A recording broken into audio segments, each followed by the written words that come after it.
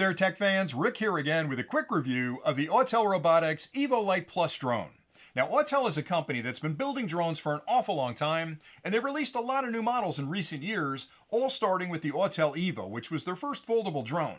Before that, they built fixed airframe drones like the X-Star Premium that were amazing drones. But I remember when they moved from that fixed airframe to a foldable drone, and the EVO was the first one, and I first saw it at the CES show probably 5 or 6 years ago, and they had a couple of prototypes in their booth, and it was interesting because it wasn't just a foldable drone, which by the way is a big deal to move from a fixed airframe to a foldable drone because everything changes. The aerodynamics are different, the propulsion's different, the camera's on the front, it's not underneath, so the engineering effort to move from a fixed airframe to a foldable drone is a big feat in of itself. But they came out, or were going to come out, with 3 different models. They had one with a large sensor, which really nobody had at the time. They had one with a smaller sensor, and they actually had one with a 360-degree camera on it. Now, eventually they released one model with the larger sensor, but I thought, boy, these guys aren't just moving into the foldable drone category, they're actually challenging the competition, because you have to remember, all the competitors are moving forward at the same time. So Autel's always been a company that stayed on the leading edge of the technology.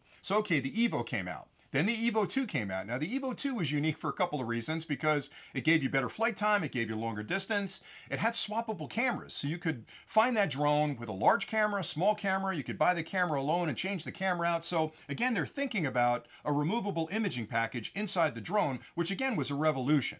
Well, the EVO Lite Plus, this version, is the latest iteration of their EVO series, and I asked them one time what EVO stood for, and I think they said it's evolution, which is kind of a cool term, because again, they're a major competitor in the drone space, and I'm here to tell you, the EVO Lite Plus represents pretty much everything you'll need in a drone. And I know there are bigger drones that are out that are more sophisticated and have features that are, really incredible, but they're great for commercial environments. You don't really need all that stuff as a consumer. And I know there are smaller drones out that Autel makes and others, which are great for travel. You can throw them in your bag and take them with you anywhere, but they lack a lot of the features that you're going to want every day. This one represents the perfect combination, I think, of those two market spaces, where you get a drone that flies incredibly well, it flies far, flies long, it's got an amazing imaging package on it, it's got a lot of artificial intelligence built into it, a lot of pre-programmed flight patterns, it's got obstacle avoidance, all the things you should care about in a drone are in this drone. So I want you to take a second look at it, and I'm going to give you a couple of things to keep in mind when you're comparing this to other drones you might be considering. So let's start with the airframe. One of the things you're going to care about with any drone you're looking to purchase is how long will it fly? Well, again, Autel's done it. This is a 40-minute flight time. Now, we all know you're not going to get 40 minutes in the air, but when you talk about those hero numbers, everybody tests their drones in the perfect conditions and absolutely still air, flying around really minimally. And if you can compare that number to everybody else's flight time, you'll find that it's up there right at the top with some of the bigger commercial drones. So a full charge, about 40 minutes of flight time, which even if you get 30, 32 minutes out of it, that's still plenty of time to get the drone out on a target and give you a lot of time to sort of frame that target correctly, adjust the video or the picture you're taking, make sure you get a couple extra shots so you've got everything you need, and still get back home safely. Another thing the drone does, which I think is incredible, is it employs a very new transmission technology that, again, is Autel proprietary. It's a 3-frequency hopping technology. So the transmission topology between the drone and the controller is constantly looking for the best signal in those 3 frequencies, and it's finding the strongest signal with the least amount of interference. And if it finds that that signal gets busy because you're flying near something that's electrically noisy, it'll actually shift to another frequency, So there's a communication going on between the drone and the controller consistently to say, I'm going to give you the best signal possible. And by the way, I know what the next 2 signals are that I'm going to jump to if I have to. So that alone is incredibly sophisticated technology. And these are things that Autel has learned in their migration of drones from the EVO to the EVO 2 to the latest generation. So you got a really strong signal, which means you can fly this drone 12 kilometers away. When you do the math on that, that's about 7.4 miles. Now, again, in the United States, I say this every time, we have a visual line of sight requirement, so you can't fly the drone 7 miles away because unless you're Superman, you can't keep an eye on the drone that far away. You have to keep it in your visual line of sight. But knowing you can fly it 12 kilometers away for 40 minutes means that you've got an incredibly strong signal in close. So when you're flying near trees or buildings or there's electrical interference in the area from radio towers or Wi-Fi, you're not going to lose the signal, which I think is really important. Another cool thing is that the drone, because of the way they've designed the ESCs which control the motors and the motors themselves, will handle a level 7 wind.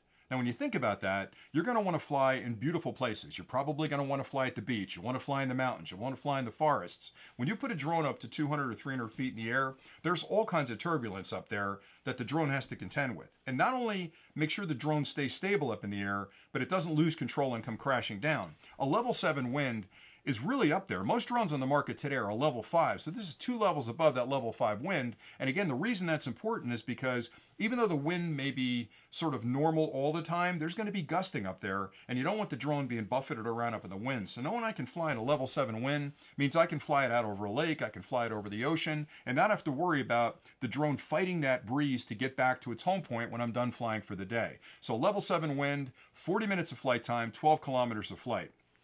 Let's talk about the imaging package next, because the main reason you buy a camera drone is for the first word, camera. You want to get a good camera in any drone you're using. So this one has a 1-inch sensor, which is pretty much the high-end standard for a mid-sized drone today. So a 1-inch sensor will give you incredibly good photos and incredibly good video. Matter of fact, the sensor coupled with the imaging package they've built into this will deliver 6K video footage at 30 frames a second, or 4K at 60 frames a second. So you've got really the best kind of DSLR-like video recording you can get in a drone today inside this drone. 48 megapixel pictures. So if you're putting it up in the air and you're doing real estate photography or just out there for fun, you're going to capture some incredibly good video footage and pictures up in the air. Another feature they built in is they've spent a lot of time on the electronic processing of those images coming back from the sensor, because just because you have a 1-inch sensor doesn't mean you're going to get a great picture. That information from the sensor has to make it back through the processing to be turned into a video file. They've got an incredibly sophisticated video processing system in here that includes HDR.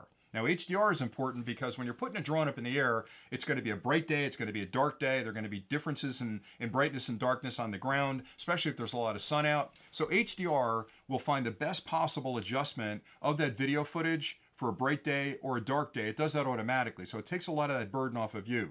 It also has an adjustable aperture, which is something you don't find on a lot of drones, an f2.8 up to an f11, so you've got a lot of control, just like you would in a DSLR, with the way the image is being captured. And having 40 minutes of flight time means you can put it up and not have to panic about getting those adjustments correct. You can do it pretty easily through the interface on the actual application. Another thing the drone's got built in is crash avoidance. 3-directional obstacle avoidance in front, behind, and down, which are the 3 directions you're going to crash most often. Now, again, you're still at risk on the sides, so when you're moving sideways, you got to be careful that you're heading for a tree or some kind of wire or something, or coming up. And those are the 2 places that I'm really on edge when I'm flying, if I'm flying a drone like this one, where if I'm elevating, I want to make sure that whatever's above me isn't going to crash into the drone. So I think forward, back, and down are pretty good. In most cases, as a pilot, you should kind of know where you are, so those will stop you from crashing into a tree. Or if you're flying, you know, maybe you're 2,000 feet out and there's a tiny little wire across the area, you may not see it, this will see it and stop you. So I like the fact that it's got crash avoidance built in.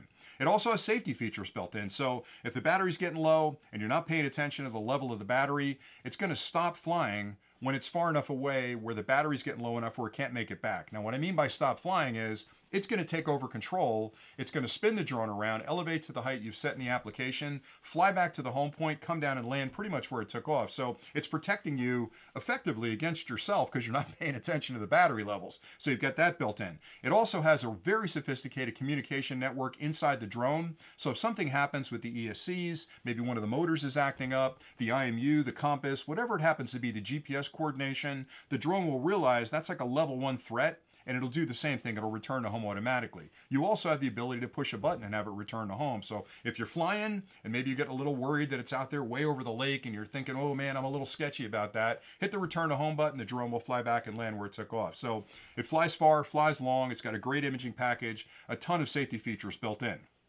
The last thing I'll mention is they've built in some level of artificial intelligence in 2 ways. Number 1, it's got pre-programmed flight patterns built into it. So you can, through the application, hit one button, draw a box around something, and have it circle that object. So if you're standing on a beautiful mountain peak, hit the button, it'll circle you and show the landscape behind you. And there are 4 or 5 different patterns built in. One of them will fly away from you, one will swoop back, the other one will do the circle around you. The reason that's important is because the more you fly, the better you're going to get at actually controlling the drone with the joysticks. But when you first start, you want to capture that footage. You don't want to have to, spend 2 years trying to get good at piloting. So you can hit those buttons and have amazing footage immediately with the drone the first day you put it up. And the best part is you can immediately put that out to your social media, and it's going to look amazing out there for your friends.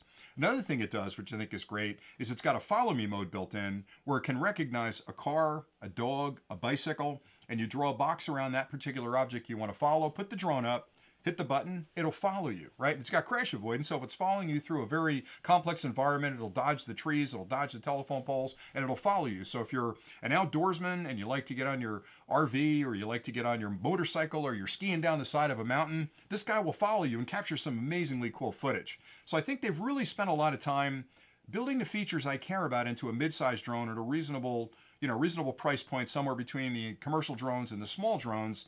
But everything you need is in this drone. And every time I look at a drone like this, the EVO Lite Plus, I think to myself, what could they possibly have built in here? Or what did they miss that I really wanted in the drone? I can't find a single thing. So I like this drone an awful lot. I think you're going to like it as well. And I guess the reason I'm doing the clip is to say, give this guy a second look. A lot of times people see the drone and think, it's not that sophisticated. I want to get a better drone. I want to get a better drone. What is a better drone? This drone's got everything you'll want, and it's a perfect drone to fly, to have fun, take on vacation, and even use for commercial environments. So that's pretty much all I had for today. I hope you've enjoyed the video. I've loved talking about it. I fly this drone a lot, and I think you're going to like it too. So thanks again for watching, and until next time, as always, stay nerdy.